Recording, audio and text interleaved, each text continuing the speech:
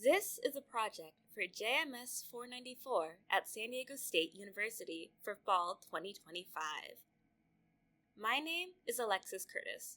Today, I want to tell you a true story, one that unfolds not in a newsroom, but in the quiet, private spaces where fear grows.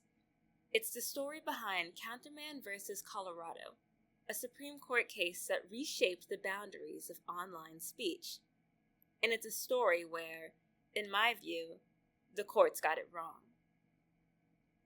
Imagine being a musician, someone whose life depends on being seen, being heard, being present in public spaces. Now imagine that every time you step onto a stage, you feel eyes on you that you didn't invite. You open your phone and see messages from someone you don't know. Messages that feel off. Messages that make your stomach tighten. According to the U.S. Court's case summary, that was the reality for a Colorado musician identified as C.W. For 4 years, she received message after message from Billy Raymond Counterman. She blocked him. He made new accounts. She blocked him again. He returned again. Some messages suggested he was watching her. Others hinted at violence. None of them were welcome. And slowly, the fear began to shape her life. She changed her routines. She avoided performances. She lived with the sense that someone was following her through the digital shadows. This is the backdrop of Counterman versus Colorado, a case that forces us to ask what counts as a threat and whose safety is the First Amendment meant to protect. The state of Colorado charged Counterman under a statute prohibiting true threats. The state used an objective standard. Would a reasonable person interpret these messages as threatening? A jury said yes, and he was convicted.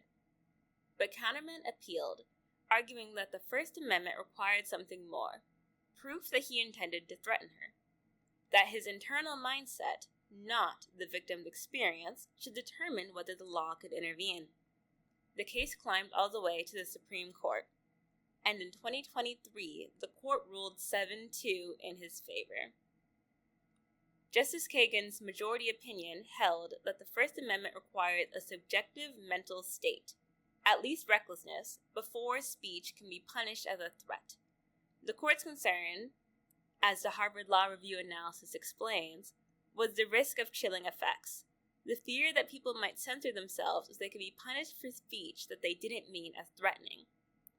But this shift, from the victim's experience to the speaker's mindset, fundamentally changes how we understand threats in the digital age.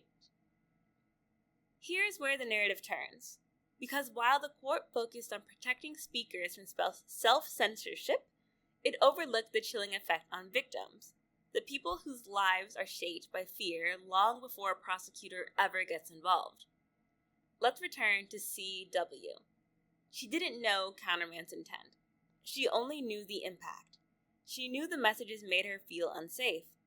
She knew that they made her avoid public spaces. She knew they made her question whether she could keep performing. Her speech, her art, was chilled long before the court worried about chilling Counterman's. And that's why I believe that the court got it wrong. The objective standard protects victims in real time. The objective standard asks a simple question. Would a reasonable person feel threatened? In this case, the answer was clearly yes. The U.S. Court's summary documents the fear, the behavioral changes, and the professional consequences. But the court replaced that standard with a subjective one that requires prosecutors to prove what was happening inside the speaker's mind.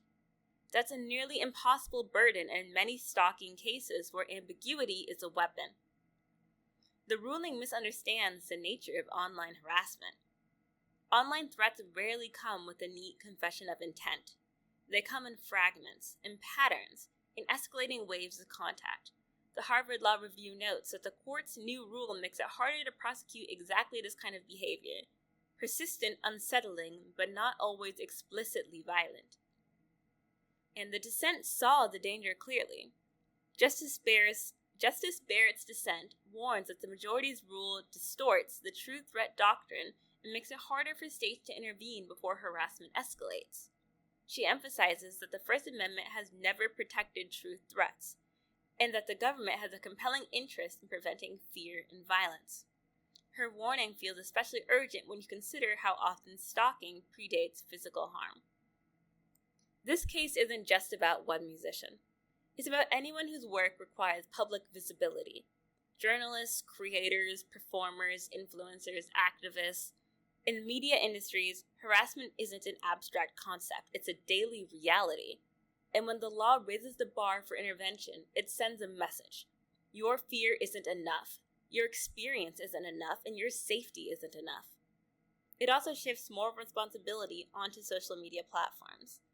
If harmful speech is harder to prosecute, platforms become the primary moderation, which leads to debates about censorship, bias, and the boundaries of content moderation.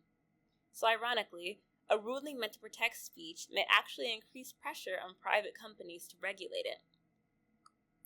The First Amendment protects free expression, but it has never protected true threats.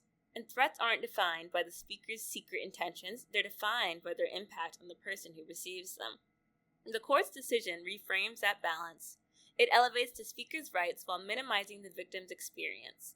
And in doing so, it reshapes how we think about safety, expression, and responsibility in the digital age. So we're left with a question.